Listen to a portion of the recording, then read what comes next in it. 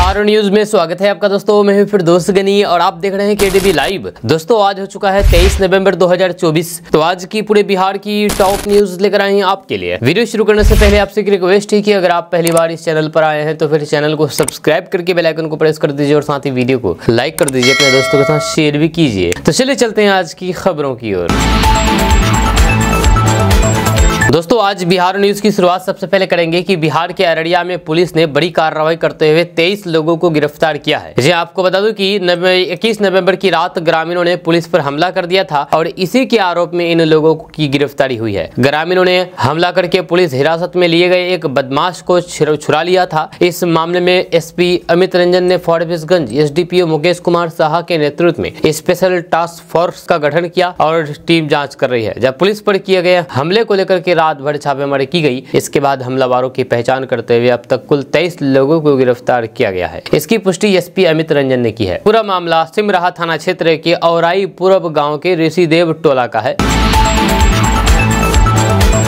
दोस्तों बिहार में जमीन सर्वे के बीच राजस्व विभाग ने बड़ी कार्रवाई की है। 12 सीईओ को निलंबित कर दिया है। जब बिहार में हो रही जमीन सर्वे के बीच राजस्व विभाग ने बड़ी कार्रवाई की है। लापरवाही करने वाले अधिकारियों पर विभाग का एक्शन देखने को मिला है। राजस्व एवं भूमि सुधार विभाग ने बड़ा एक्शन लेते हुए भ्रष्टाचार में लिप्त 12 सीईओ को निलंबित कर दिया है। इसके साथ ही नाकाबिल 179 सीईओ के वेतन को रोक दिया है। विभागीय मंत्री का दावा है कि देश की आजादी के बाद अब तक का ये पहला बड़ा एक्शन है। जब बिहार में विशेष भूमि सर्वेक्षण का काम इसी साल अगस्त महीने से चल रहा है। इस दौरान कई बार इस तरीके की बातें सामने आई है कि अंचल अधिकारी की ओर से रैयतों को कागज नहीं समय पर नहीं प्रस्तुत किया जा रहा है। वहीं पर स्थानीय मीडिया से बातचीत करते हुए मंत्री दिलीप जायसवाल ने कहा है कि चाहे सर्वे का काम हो या फिर राजस्व विभाग का कोई भी काम हो, जो हम आम जनता को सेवा देते हैं, मैंने खुला संदेश राजस्व विभाग के पदाधिकारियों और फिर कर्मचारियों को दे दिया है कि आप अगर जनता के साथ अन्याय करेंगे, जनता के काम में देरी करेंगे, भ्रष्टाचार का अगर खेल होगा तो फिर दिलीप जायसवाल एक ऐसा मंत्री है, उसके कलम से कोई भी नहीं बचेगा। दिलीप जायसवाल ने कहा है कि ये एक्शन अन्य अंचल अधिकारियों के लिए बड़ी चेतावनी है। मंत्री दिलीप कुमार जायसवाल ने कहा है कि ना मेरी नजर में कोई बचने वाला है और ना ही मेरी कलम से कोई बचने वाला है। यमराज के यहाँ जैसे दिल लिखा रहता है ना, ठीक उसी तरीके से सबका दिल लिखा हुआ है। जब कोई किसी को बचा नहीं पाएगा। आने वाले समय में मेरा विकराल रूप सामने आएगा। अधिकारियों को लगातार चेतावनी दी जा रही है। कुछ दिनों पहले ही विभाग के अपर मुख्य सचिव दीपक कुमार ने राजस्व के सभी प्रमंडल आयुक्त को लिखित तौर पर कहा है कि जितने भी भूमि उस समाहर्ता है जिनका काम लंबित चल रहा है और जो समय से अपना काम नहीं कर पा रहे हैं या फिर ऑफलाइन कर रहे हैं, उन पर कार्रवाई की जाएगी। इसी क्रम में अब सीईओ पर एक्शन लिया गया है।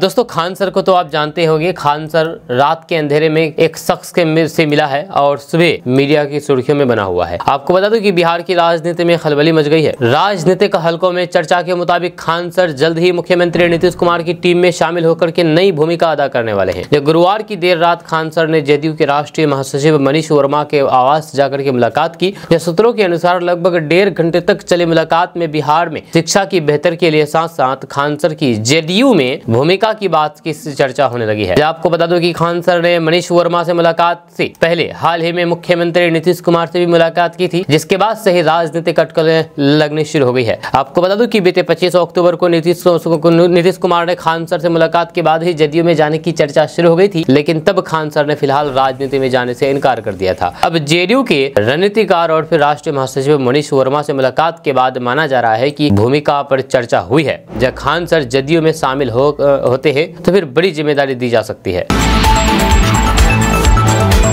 दोस्तों बिहार के वैशाली जिले के जंदाहा में जेडीयू प्रदेश अध्यक्ष उमेश कुशवाहा के घर एक शादी समारोह में शामिल होने बिहार के मुख्यमंत्री नीतीश कुमार और उप मुख्यमंत्री सम्राट चौधरी पहुंचे थे। उप मुख्यमंत्री सम्राट चौधरी ने मीडिया से बातचीत करते हुए कहा है कि हम झारखंड और महाराष्ट्र चुनाव जीतेंगे और एनडीए की ही सरकार बनेगी। वहीं पर बिहार के चुनाव को लेकर के जब सवाल किया गया तो फिर सम्राट चौधरी ने कहा है कि बिहार में एनडीए की सरकार बनेगी। आपको बता दें कि जदयू के प्रदेश अध्यक्ष उमेश कुशवाहा के घर शादी में शामिल होने बिहार के कई विधायक और फिर सांसद लगातार पहुंच रहे हैं। सम्राट चौधरी के साथ बिहार सरकार के मंत्री विजय चौधरी भी पहुंचे थे। वहीं पर नीतीश कुमार ने उमेश कुशवाहा के घर पहुंच करके वर को आशीर्वाद दिया, जब वहां पर मौजूद तमाम लोगों का अभिवादन भी किया है। नीतीश कुमार के पहुंचने की सूचना मिलते ही इलाके के लोग काफी संख्या में देखने को पहुंच गए, जहां पर बिहार के मुख्यमंत्री नीतीश कुमार, उप मुख्यमंत्री सम्राट चौधरी सहित उनके साथ तमाम मंत्री और विधायक उमेश कुशवाहा के घर पर पहुंचे तो फिर लोगों का अभिवादन भी किया गया।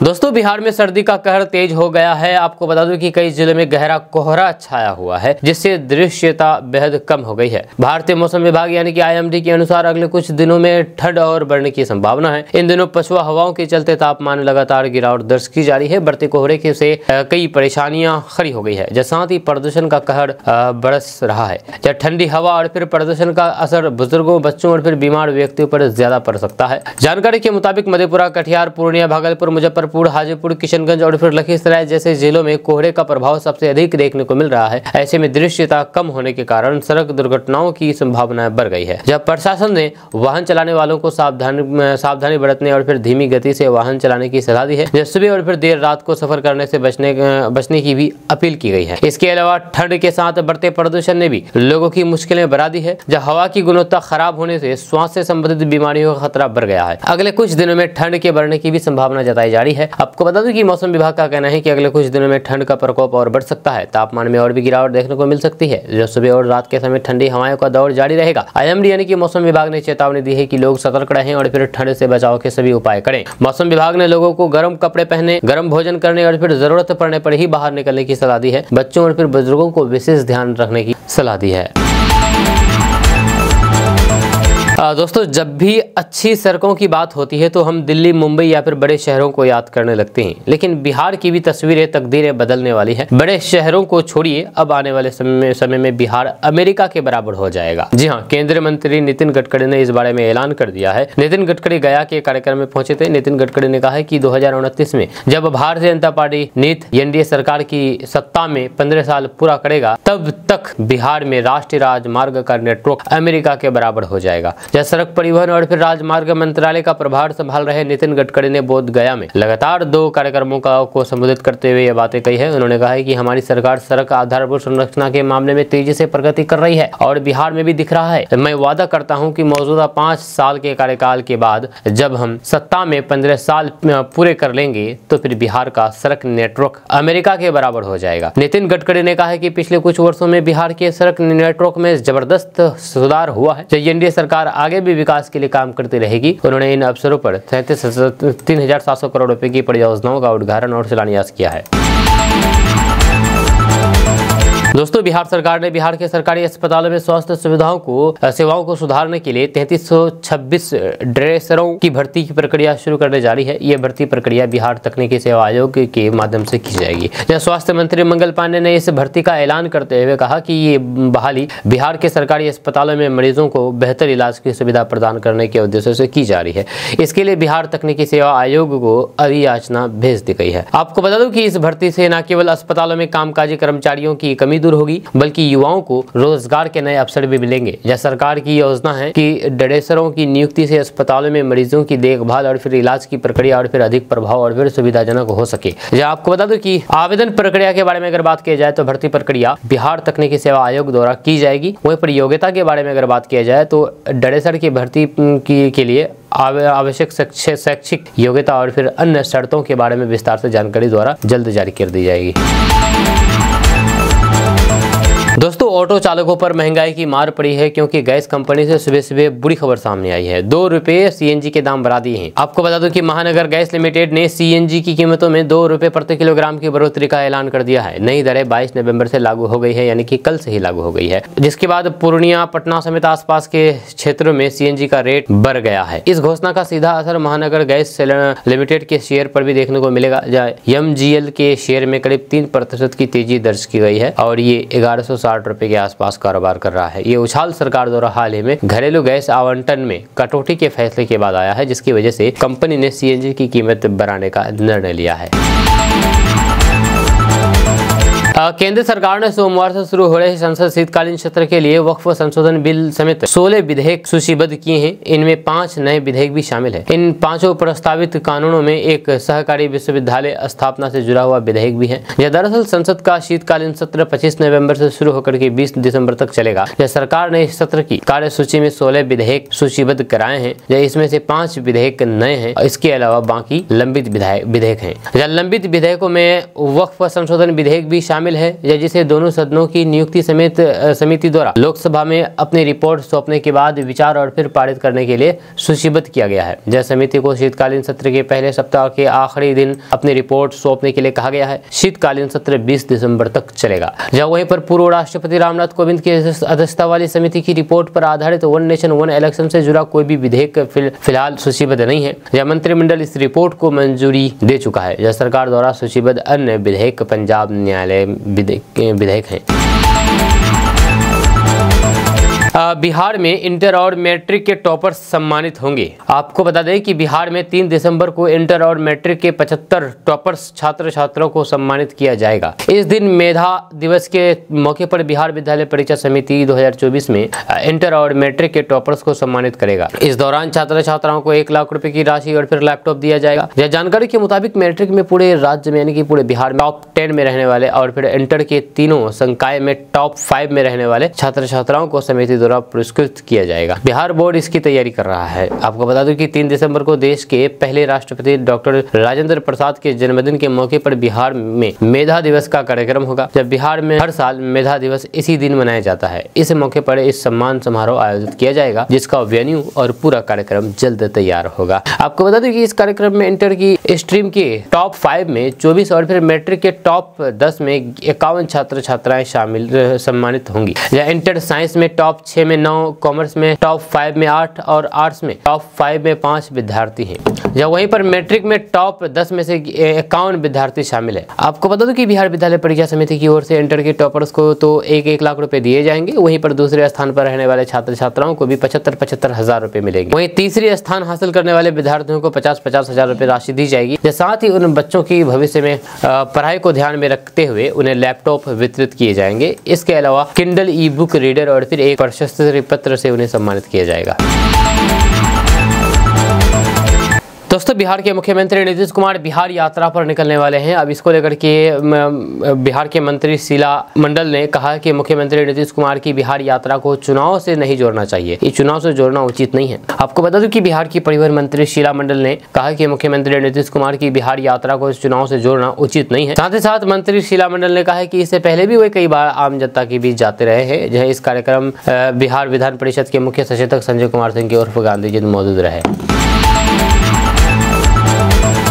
दोस्तों, बिहार में रहने वाले लोगों के लिए एक बड़ी खबर सामने आ रही है। ताज़ा रिपोर्ट्स के मुताबिक वाराणसी कोलकाता एक्सप्रेसवे का निर्माण बिहार के कैमूर जिले से होकर के गया है। ये एक्सप्रेसवे बिहार के 4 जिले कैमूर, रोहतास, औरंगाबाद और फिर गया से गुजरेगा। खबर के अनुसार इस एक्सप्रेसवे की कुल लंबाई करीब 626 किलोमीटर है, जो कि उत्तर प्रदेश, बिहार, झारखंड और फिर पश्चिम बंगाल से होकर के गुजरते हुए इन राज्यों को जोड़ने का काम करेगी। बिहार में इसकी लंबाई लगभग 159 किलोमीटर होगी। आपको बता दूं कि ये एक्सप्रेसवे गाड़ियों को 120 किलोमीटर प्रति घंटे की रफ्तार से चलने की अनुमति देगा, जिससे यात्रा की गति में काफी वृद्धि होगी और फिर यात्रा समय में कमी आएगी। जहां ये प्रोजेक्ट विभिन्न क्षेत्रीय विकास योजनाओं का हिस्सा है, जो कि सड़क संपर्क और क्षेत्रीय अर्थव्यवस्था को बेहतर बनाने में भी मदद करेगी। दरअसल इस एक्सप्रेसवे के बनने के बाद वाराणसी से कोलकाता की दूरी सिर्फ 7 घंटे में पूरी की जा सकेगी। इस एक्सप्रेसवे के निर्माण की अनुमति लागत 35,000 करोड़ रुपए से ज्यादा है। इसके जरिए गया जिले में बन रहे लॉजिस्टिक पार्क को भी जोड़ा जाएगा।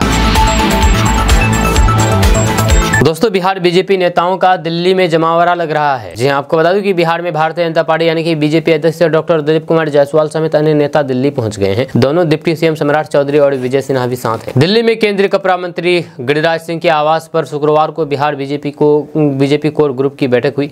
इसमें संगठनात्मक चुनाव को लेकर के चर्चा हुई है। इसके अलावा बिहार में बीजेपी की सदस्यता और फिर अभियान की समीक्षा हुई है। इसके अलावा बीजेपी के राष्ट्रीय अध्यक्ष जेपी नड्डा की अध्यक्षता में पार्टी हेडक्वार्टर में भी इस मुद्दे पर एक बैठक हुई है। गिरिराज सिंह के आवास पर शुक्रवार को हुई मीटिंग में डॉक्टर दिलीप कुमार जायसवाल, सम्राट चौधरी, विजय सिन्हा के अलावा संगठन महामंत्री भिखू भाई दलसानिया, क्षेत्रीय संगठन महामंत्री नागेंद्र नाथ समेत बिहार बीजेपी कोर ग्रुप के अन्य सदस्य शामिल हुए। इसमें बिहार बीजेपी से नरेंद्र मोदी सरकार में शामिल केंद्रीय मंत्रियों को भी बुलाया गया है। जहां बिहार में अगले साल होने वाले विधानसभा चुनाव को देखते हुए बीजेपी में संगठन विस्तार होने वाला है। इसकी तैयारी लगभग पूरी कर ली गई है।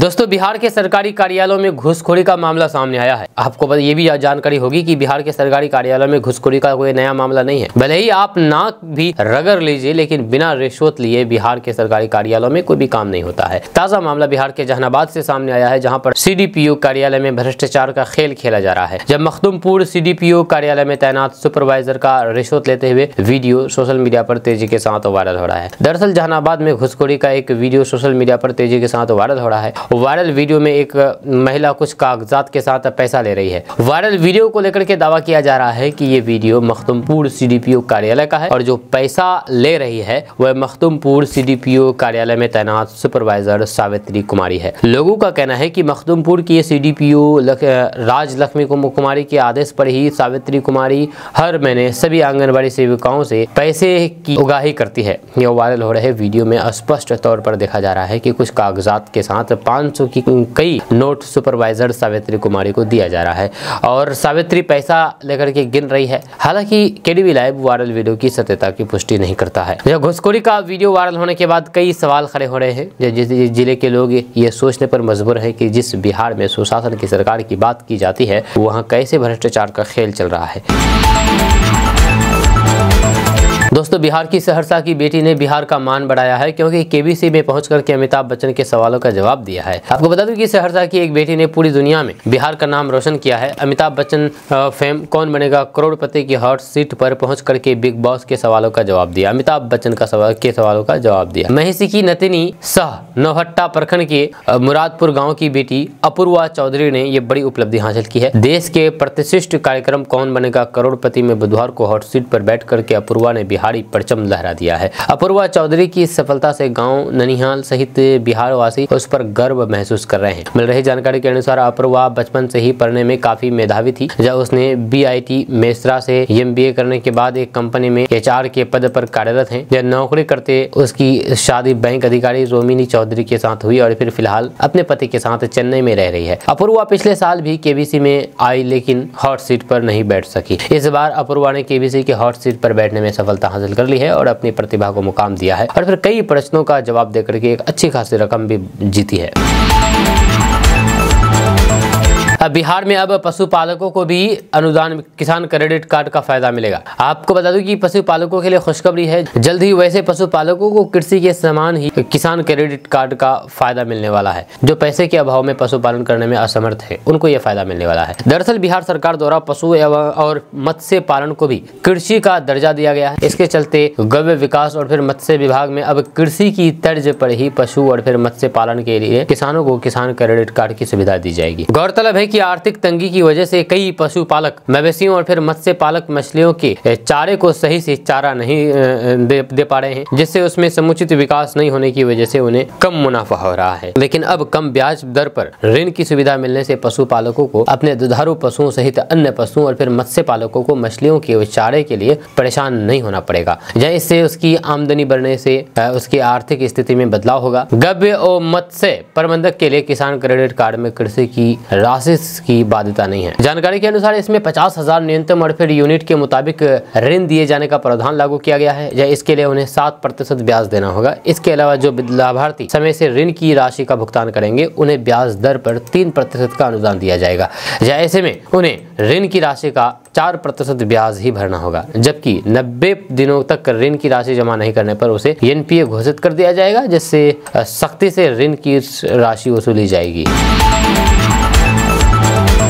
दोस्तों बिहार के सरकारी स्कूलों में पढ़ाई करने वाले छात्र छात्राओं के लिए एक बड़ी खबर सामने आ रही है। ताजा रिपोर्ट्स के मुताबिक बिहार में सभी सरकारी स्कूलों के लिए नया टाइम टेबल जारी कर दिया गया है। तो आपको पता है, इसको लेकर के निर्देश भी दे दिया गया है। खबर के अनुसार बिहार शिक्षा विभाग ने सरकारी विद्यालयों के लिए मॉडल टाइम टेबल जारी कर दिया है। इसके तहत बिहार के सरकारी स्कूल अब सुबह 9:30 बजे से शुरू होकर के शाम 4 बजे तक चलेंगे। इसकी जानकारी सभी जिलों को उपलब्ध कराई गई है। आपको बता दूं कि ये व्यवस्था प्राथमिक, मध्य माध्यमिक, उच्च माध्यमिक, सांस्कृतिक विद्यालय तथा मदरसा के लिए लागू होगी। वहीं पर विभाग ने अपने आदेश में शिक्षकों को ये जिम्मेदारी दी है कि वे 9:30 बजे से 10 बजे तक बच्चों का गेटअप, पोशाक, बाल और फिर नाखून जांच करेंगे।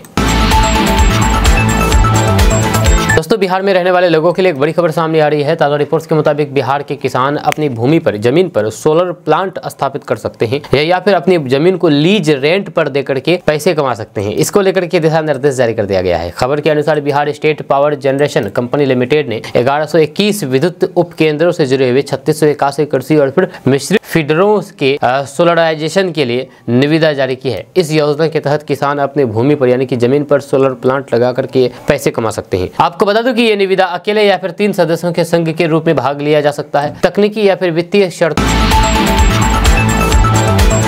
झारखंड विधानसभा चुनाव और फिर बिहार के 4 सीटों पर हुए उपचुनाव का रिजल्ट आज 23 नवंबर को आ जाएगा। इसी के साथ ही ये भी तस्वीर साफ हो जाएगी कि बिहार और झारखंड में किसका जादू फिर से चला है। ऐसे में 23 नवंबर का इंतजार न सिर्फ झारखंड के सियासी गलियारों में बेसब्री से हो रहा है बल्कि बिहार में भी आज 23 नवंबर की तारीख काफी महत्वपूर्ण है। दरअसल आज 23 नवंबर की तारीख न सिर्फ उपचुनाव परिणाम को लेकर के महत्वपूर्ण हो जाती है बल्कि झारखंड चुनाव में जो भी रिजल्ट आता है उसका भी बिहार विधानसभा चुनाव 2025 में भी बड़े व्यापक असर देखने को मिल सकता है। दरअसल जिस तरह से आरजेडी और फिर बीजेपी बिहार में 2 बड़ी पार्टियां हैं जिनके पास सबसे अधिक सीटें हैं, ऐसे में झारखंड चुनाव में जो भी रिजल्ट आता है उस इन दोनों पार्टियों के विधानसभा चुनाव में हिस्सेदारी को लेकर के समीकरण भी तय किया जाएगा। इस बारे में बिहार के वरिष्ठ पत्रकार और राजनीतिक विश्लेषक संजय कुमार कहते हैं कि 4 सीट के चुनाव परिणाम का असर बिहार के राजनीति पर पड़ना लाजमी है। दरअसल जिन इलाकों में चुनाव हो रहा है उस इलाके में एनडीए के वोट बैंक में महागठबंधन ने सेंधमारी की है। बिहार विधानसभा चुनाव 2020 के दौरान इसकी तस्वीरें साफ तौर पर देखने को मिली थी। वहीं पर अब अगर एनडीए इन सीटों पर महागठबंधन को झटका देता है तो फिर इसका मतलब साफ होगा कि एनडीए से जो वोट बैंक झटका था वो वापस लौट रहा है। ऐसे में महागठबंधन को बड़ा नुकसान हो सकता है। वहीं पर बात अगर झारखंड विधानसभा चुनाव परिणाम की करे तो फिर तब इसका भी सीधा असर बिहार के राजनीति पर पड़ेगा। बिहार के वरिष्ठ पत्रकार अरुण पांडे कहते हैं कि झारखंड और बिहार अलग अगल बगल वाला स्टेट है, राज्य है। ऐसे में झारखंड के चुनाव परिणाम का बिहार की सियासत पर असर पड़ना तय माना जा रहा है। झारखंड में अगर एनडीए की जीत होती है तो फिर बीजेपी का मनोबल काफी बढ़ जाएगा और इसका असर बिहार में भी देखने को मिलेगा। खास तौर पर सीट बंटवारे के समय बीजेपी अपने सहयोगियों पर दबाव बढ़ा सकती है। वहीं पर अगर महागठबंधन की जीत होती है तब आरजेडी और कांग्रेस का मनोबल काफी बिहार में बढ़ जाएगा। साथ ही बीजेपी पर नीतीश कुमार, चिराग पासवान, जीतन राम मांझी और उपेंद्र कुशवाहा जैसे सहयोगी भी दबाव बढ़ा सकते हैं। अरुण पांडे कहते हैं कि झारखंड में बीजेपी ने खुलकर के हिंदुत्व का कार्ड खेला था जिसकी वजह से भी नीतीश कुमार चुनाव प्रचार में नहीं गए थे। अब जब झारखंड में बीजेपी को हार मिलेगी तब उसका एक असर ये भी होगा कि बिहार चुनाव प्रचार के दौरान हिंदुत्व की बात पर लगाम लग सकता है। ऐसे में ये बीजेपी नेताओं के लिए बड़ी चुनौती होगी, खास तौर से कोसी, सीमांचल, मिथिलांचल जैसे मुस्लिम बहुल इलाकों में जहां पर बीजेपी के नेता खुलकर के हिंदू मुस्लिम कार्ड की राजनीति करते हैं। लेकिन अगर बीजेपी जीत गई तब बिहार की राजनीति में हिंदुत्व कार्ड तेज हो सकता है जिसकी संभावना भी देखने लगी है। दोस्तों बिहार में निवेशकों की दूसरी समिट तारीख सामने आ गई है जब बिहार बिजनेस कनेक्ट 2024 का आयोजन 19 और 20 दिसंबर को बिहार की राजधानी पटना में होगा। इस 2 दिवसीय समारोह में 80 देशों के निवेशक शामिल होंगे। इसके अलावा कई केंद्रीय मंत्री, केंद्रीय मंत्रालयों के सचिव, उद्योग जगत के महारथी भी हिस्सा लेंगे। बिहार बिजनेस कनेक्ट 2 को सफल बनाने के लिए सभी विभागों के बीच समन्वय स्थापित करने के निर्देश दिए गए हैं। जब पिछले साल भी बिहार बिजनेस कनेक्ट का आयोजन किया गया था जिसमें विभिन्न देशों के निवेशकों के साथ 50,000 करोड़ रुपए के निवेश के करार किए गए थे। बिहार बिजनेस कनेक्ट में रजिस्ट्रेशन के लिए एक आधिकारिक वेबसाइट पहले ही लॉन्च की जा चुकी है। बिहार सरकार के अधिकारी ने बताया है कि पिछले साल बिजनेस समिट में 3000 लोगों ने रजिस्ट्रेशन कराया था। इस बार 5000 का लक्ष्य रखा गया है। बिहार सरकार की ओर से अब तक 82 देशों को न्योता भेजा गया है। इसके अलावा देश भर के विभिन्न उद्योग संगठनों के पदाधिकारियों को भी इस समिट में आमंत्रित किया जाएगा। वहीं पर बिहार के उद्योग और फिर पर्यटन मंत्री नीतीश मिश्रा ने निवेशकों को आकर्षित करने के लिए देश भर के विभिन्न शहरों में रोड शो आयोजित किए। इसकी शुरुआत बीते जुलाई महीने में कोलकाता से हुई थी। हाल ही में बिहार के चमड़ा उद्योग ने निवेशकों को आकर्षित किया है। भारतीय जनता पार्टी ने मुख्यमंत्री नीतीश कुमार को हाईजैक कर लिया है। जी हां, मुख्यमंत्री नीतीश कुमार के लिए कार की सवारी और डिप्टी सीएम सम्राट चौधरी के लिए हेलीकॉप्टर का इंतजाम करके भाजपा ने यह साबित कर दिया है कि नीतीश कुमार के रुतबे को कम करने के लिए साजिश रच रही है। जी हां, ये बात मैं नहीं कह रहा हूं बल्कि ये बात आरजेडी के विधायक मुकेश रोशन ने वैशाली में कही है तो फिर सियासी महकमे में हलकप मच गई है। उन्होंने आरोप लगाया है कि भाजपा ने मुख्यमंत्री को हाईजैक कर लिया है। धीरे धीरे नीतीश कुमार के राजनीतिक हैसियत को कम करती जा रही है। आने वाले समय में भाजपा नीतीश कुमार पैदल चलने पर मजबूर करने वाली है। आपको बता दूं कि राजद विधायक ने कहा कि जेडीयू के प्रदेश अध्यक्ष के एक कार्यक्रम में मुख्यमंत्री नीतीश कुमार और उप मुख्यमंत्री सम्राट चौधरी पहुंचे थे। यह चौंकाने वाली बात यह रही कि मुख्यमंत्री नीतीश कुमार पटना से सड़क मार्ग के जरिए कार में बैठकर के कार्यक्रम स्थल पर पहुंचे, जबकि डिप्टी सीएम सम्राट चौधरी हेलीकॉप्टर से कार्यक्रम स्थल पर पहुंचे थे।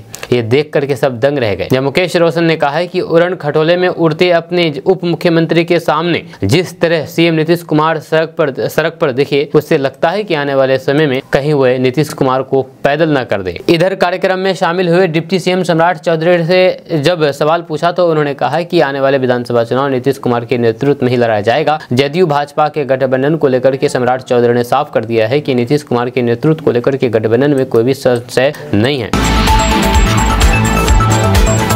बिहार के सरकारी स्कूलों में अध्ययनरत करीब 25 लाख ऐसे बच्चे हैं जिनके आधार कार्ड नहीं बने हैं। आधार संख्या की प्रविष्टि शिक्षा कोष पोर्टल पर भी अपलोड नहीं हुए हैं। ऐसे में इनके परमानेंट एजुकेशन नंबर जनरेट करने और फिर आधार कार्ड बनाने में भी समस्या आएगी। यह शिक्षा मंत्रालय ने सभी बच्चों को वन नेशन वन ID के तहत आधार कार्ड अनिवार्य कर दिया है। अपार कार्ड बनाने के लिए आधार कार्ड जरूरी है। बिहार शिक्षा परियोजना परिषद की ओर से अपार कार्ड बनाने के लिए सभी DO को कहा गया है। जिन बच्चों का ई शिक्षा कोष पोर्टल पर आधार की प्रविष्टि नहीं की गई है, उन बच्चों के आधार की प्रविष्टि UDAIS पोर्टल पर भी करवानी होगी। ऐसे में जिन बच्चों के पास आधार नहीं है, उनका अपार कार्ड नहीं बनाना विद्यालयों के लिए बड़ी चुनौती होगी। जन्म प्रमाण पत्र नहीं होने से आधार कार्ड में दिक्कत। बच्चों का आधार कार्ड बनाने में उनका जन्म प्रमाण पत्र बाधक बन रहा है। जन्म प्रमाण पत्र नहीं बने से आधार कार्ड नहीं बन पा रहा है, तो फिर दूसरी ओर अभिभावकों की उदासीनता के कारण भी आधार कार्ड नहीं बन सका है। बिहार में जहरीली हवा का कहर लगातार जारी है। बिहार के कई जिलों में हवा खराब बह रही है। बिहार प्रदूषण नियंत्रण बोर्ड की समीर ऐप के अनुसार कल बिहार के 22 जिले प्रदूषण से बुरा हाल रहा। सबसे खराब स्थिति हाजीपुर, मुजफ्फरपुर और बेतिया में देखा गया। ये 3 जिले रेड जोन में हैं। हाजीपुर लगातार पिछले 2 सप्ताह से रेड जोन में है। आज भी जहरीली हवा की स्थिति बरकरार है। जब पिछले 3 दिनों से मुजफ्फरपुर भी रेड जोन में है। आज पहला दिन है जब बेतिया में भी रेड अलर्ट जारी कर दिया गया है। इन 3 जिलों के अलावा पटना समेत 14 जिले ऑरेंज जोन में है, जबकि 5 जिले येलो जोन में है। आपको बता दूं कि सुबह हाजीपुर में 382, बेतिया में 332 AQI दर्ज किया गया है, जबकि मुजफ्फरपुर में 307 दर्ज किया गया है। भागलपुर में AQI 296, बेगूसराय में AQI 261, राजगीर में 259, कटिहार में 258, मुंगेर में 245, राजधानी पटना में 236, समस्तीपुर में 235, मोतिहारी में 231, बिहार शरीफ में 232, सहरसा में 227, गया में 226, सहरसा में 219 और पूर्णिया में AQI 208 दर्ज किया गया है। ये सभी जिले ऑरेंज जोन में हैं। आपको बता दूं कि बिहार के 5 जिले जो येलो जोन में हैं, उनमें सबसे अधिक छपरा का AQI दर्ज किया गया है। छपरा का AQI 194 है, वहीं पर अररिया में 193, किशनगंज में 176 दर्ज किया गया है।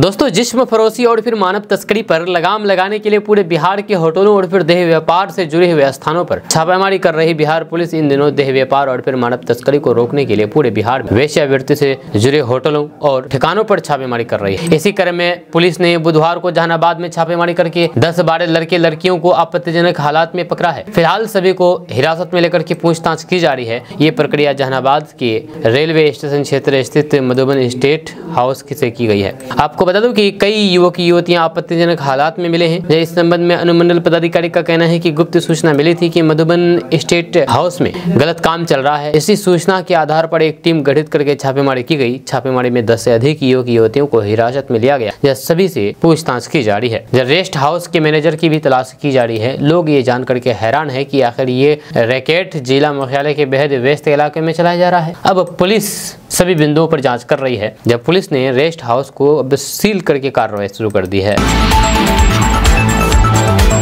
खबर किशनगंज के ठाकुरगंज से है, जहां पर किशनगंज जिले के ठाकुरगंज रेलवे स्टेशन में यात्रियों ने रेल काउंटर में जम करके हंगामा किया, जहां पर मौके पर पहुंची पुलिस प्रशासन ने लोगों को किसी तरह से शांत कराया है। दरअसल मिल रही जानकारी के अनुसार शुक्रवार को ठाकुरगंज रेलवे स्टेशन में बालूरघाट इंटरसिटी से सफर के लिए जाने वाले यात्रियों का भारी भीड़ पाई गई। वहीं पर अधिक भीड़ होने के कारण जिला मुख्यालय में ड्यूटी में जाने वाले सरकारी कर्मी से लेकर के डॉक्टरों के यहाँ पर मरीजों को ले जाने वाले लोग सफर करने से वंचित रह गए, जहां पर भारी भीड़ को लेकर के सैकड़ों लोग यात्रा करने से वंचित रह रहे और फिर लोग किसी तरीके से लटक करके अपनी जान जोखिम में डाल करके, जान हथेली पर रख करके ट्रेन से जाते हुए दिखे। जिसके बाद ठाकुरगंज रेलवे स्टेशन से चढ़ने वाले यात्रियों ने रेलवे के टिकट काउंटर में पहुंच करके टिकट का पैसा वापस करने को लेकर के जम करके हंगामा किया। वहीं पर कुछ स्थानीय लोगों ने ट्रेन में बोगी की संख्या को बढ़ाने और फिर अन्य ट्रेन की सुविधा देने वाले को लेकर के जनप्रतिनिधियों और फिर जिला प्रशासन से अपील की है। इधर रेल थानाध्यक्ष अनुज कुमार जी ने इस विषय में जानकारी देते हुए बताया है कि बालूरघाट में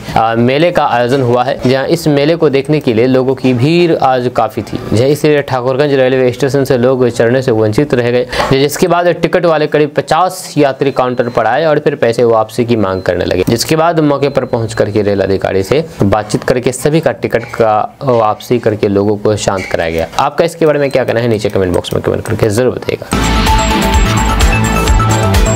द साबरमती रिपोर्ट फिल्म को टैक्स फ्री करने की मांग हो रही है। जब बिहार में हिंदू शिव भवानी सेना ने सीएम नीतीश कुमार को पत्र लिखा है और कहा कि हकीकत लोगों से छुपा करके रखा गया है। आपको बता दूं कि हिंदू शिव भवानी सेना के राष्ट्रीय अध्यक्ष लव कुमार सिंह ने मुख्यमंत्री नीतीश कुमार को पत्र लिखकर के मांग की है कि अन्य राज्यों की तरह बिहार में भी film the Sabarmati report film को टैक्स फ्री किया जाए। जी हाँ, मुख्यमंत्री नीतीश कुमार को पत्र लिखकर के द साबरमती रिपोर्ट फिल्म को बिहार में टैक्स फ्री करने की मांग की है। लव कुमार सिंह ने कहा कि गोधरा में हुए साबरमती एक्सप्रेस कांड को अब तक हकीकत लोगों से छुपा करके रखा गया था। इस फिल्म ने पूरी हकीकत को दिखा दिया है, इसीलिए बिहार के लोगों को सच्चाई जानने के लिए इस फिल्म को टैक्स फ्री कर देना चाहिए। पत्र में लिखा गया है कि फिल्म द साबरमती रिपोर्ट, जो कि 27 फरवरी 2002 को गोधरा रेलवे स्टेशन पर हुए कांड पर फिल्म है, हमारी सरकार से मांग है कि द साबरमती रिपोर्ट फिल्म जैसे अन्य राज्यों में टैक्स फ्री किया गया है, उसी तरह से बिहार में भी ये फिल्म टैक्स फ्री किया जाए, जिससे छोटे छोटे वर्ग के लोग भी इस फिल्म को देख सके और फिर सच्चाई से अवगत हो सके।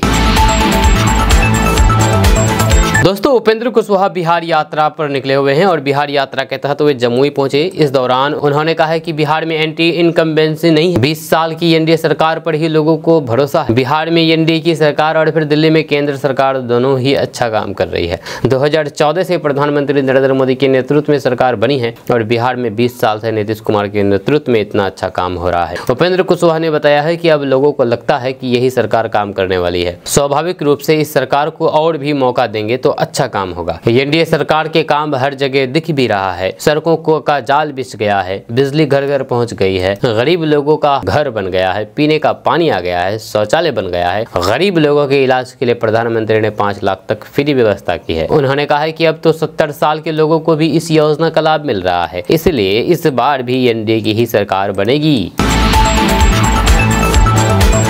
बिहार के ग्रामीण इलाकों की सड़कें अब चकाचक हो जाएगी। जी हां, सीएम नीतीश कुमार ने 8,837 करोड़ रुपए की सौगात दी है। आपको बता दें कि बिहार के मुख्यमंत्री नीतीश कुमार ने बिहार के ग्रामीण इलाकों को बड़ी सौगात दी है। शुक्रवार को सीएम नीतीश कुमार ने प्रधानमंत्री कार्य विभाग की 8,837 करोड़ रुपए की 6,199 योजनाओं का उद्घाटन और शुभारंभ किया है। इसके तहत 6,509 करोड़ रुपए की 4,390 योजनाओं का शुभारंभ और 2,327 करोड़ रुपए की 1809 योजनाओं का उद्घाटन किया है, यानी कि इनॉग्रेशन किया है। यह कार्यक्रम के दौरान मुख्यमंत्री नीतीश कुमार ने कहा कि ये बहुत ही खुशी की बात है कि ग्रामीण कार्य विभाग ने कई सड़कों और फिर पुलों का उद्घाटन और शिलान्यास किया है, यानी कि इनॉग्रेशन और शिलान्यास किया है, जिससे ग्रामीण इलाकों में आवागमन बेहतर होगा। उन्होंने ग्रामीण कार्य विभाग के अधिकारियों को बधाई भी दी है। बिहार वासियों के लिए बहुत ही अच्छी खबर सामने आ रही है कि बिहार में अब 5 और नए एयरपोर्ट बनाए जाएंगे। जी हां, आपको बता दें कि बिहार में सड़कों और पुल पुलियों का जाल बिछाने के बाद बिहार की हर कोने से दूसरे कोने तक पहुंचने की कनेक्टिविटी पूरी हो गई है। अब बिहार सरकार बिहार के नागरिकों को हर 100 से 200 किलोमीटर के बाद नए एयरपोर्ट तैयार करके देश विदेश से एयर कनेक्टिविटी देने जा रही है। इस दिशा में बिहार सरकार द्वारा तेजी से काम किया जा रहा है। बिहार सरकार द्वारा वर्तमान 3 एयरपोर्ट के अलावा 5 नए एयरपोर्ट तैयार करने जा रही है। वर्तमान में बिहार में लोकनायक जयप्रकाश नारायण अंतर्राष्ट्रीय हवाई अड्डा, पटना गया एयरपोर्ट और फिर दरभंगा में एयरपोर्ट कार्य कर रहा है। जब बिहार के सिर्फ 3 एयरपोर्ट से कनेक्टिविटी मिल रही है। मुख्य सचिव अमृतलाल मीणा ने बताया है कि एयरपोर्ट अथॉरिटी ऑफ इंडिया के साथ एयरपोर्ट निर्माण पर लगातार प्रगति पर चर्चा की जा रही है। जब पटना की बिहटा एयरपोर्ट निर्माण को लेकर के कुछ अड़चने हैं जिन्हें दूर कर दिया जा रहा है। बिहटा एयरपोर्ट की सभी प्रकार की बाधाएं दूर करके उसके निर्माण की दिशा में तेजी से काम किया जा रहा है। उन्होंने बताया है कि अगले साल 2025 के जुलाई अगस्त तक पूर्णिया में नया एयरपोर्ट बन करके तैयार हो जाएगा। इससे पूर्वी बिहार के लोगों की कनेक्टिविटी मिलेगी। पूर्णिया एयरपोर्ट का टेंडर भी हो चुका है। इसके अलावा भारत नेपाल सीमा पर रक्सौल एयरपोर्ट का निर्माण किया जा रहा है। ये 2 देशों की सीमा से सटे होने के कारण महत्वपूर्ण एयरपोर्ट है। इसके साथ ही राजगीर में एक नया एयरपोर्ट का निर्माण का भी काम किया जा रहा है। राज्य का 5वां यानी कि बिहार का 5वां नया एयरपोर्ट भागलपुर के सुल्तानगंज में स्थापित किया जाएगा। इसके निर्माण पर भी काम किया जा रहा है। मुख्य सचिव ने बताया है कि उत्तर बिहार में रक्सौल, मिथिला क्षेत्र में दरभंगा और कोसी क्षेत्र में पूर्णिया एयरपोर्ट का निर्माण होगा। इसी प्रकार से अंग क्षेत्र में भागलपुर, जबकि मगध क्षेत्र में गया और राजगीर एयरपोर्ट होगा। दोस्तों, आरजेडी के अध्यक्ष लालू प्रसाद यादव ने भ्रष्टाचार के आरोपी उद्योगपति गौतम अडानी की तत्काल गिरफ्तारी की कांग्रेस नेता राहुल गांधी की मांग का पुरजोर समर्थन किया है। जब बिहार के पूर्व मुख्यमंत्री लालू प्रसाद यादव ने अमेरिका में अडानी समूह के खिलाफ रिश्वतखोरी और धोखाधड़ी के आरोपों की पृष्ठभूमि में शुक्रवार को संवाददाताओं के सवालों के जवाब में ये बात कही है। कांग्रेस के पुराने सहयोगी और भारतीय जनता पार्टी यानी कि भाजपा के कट्टर विरोधी लालू प्रसाद यादव ने कहा कि राहुल गांधी सही है, अडानी को गिरफ्तार किया जाना चाहिए। आपको बता दूं कि मीडिया वालों ने उनसे झारखंड में विपक्षी इंडिया गठबंधन की संभावनाओं के बारे में भी पूछा। उन्होंने संवाददाताओं से के सवालों के जवाब में कहा कि मैं अपने उस बयान पर ध्यान केंद्रित करना चाहूंगा कि अडानी को गिरफ्तार किया जाना चाहिए। मैं झारखंड में नई सरकार के बारे में ज्यादा चिंतित नहीं हूँ, जहाँ हम पहले से ही सत्ता में हैं। झारखंड में इंडिया गठबंधन और फिर भाजपा के नेतृत्व वाले एनडीए के बीच सीधा मुकाबला है, जिसमें नीतीश कुमार की अगुवाई वाली जेडीयू भी शामिल है, जो लालू प्रसाद यादव के कट्टर प्रतिद्वंदी और बिहार के वर्तमान मुख्यमंत्री है।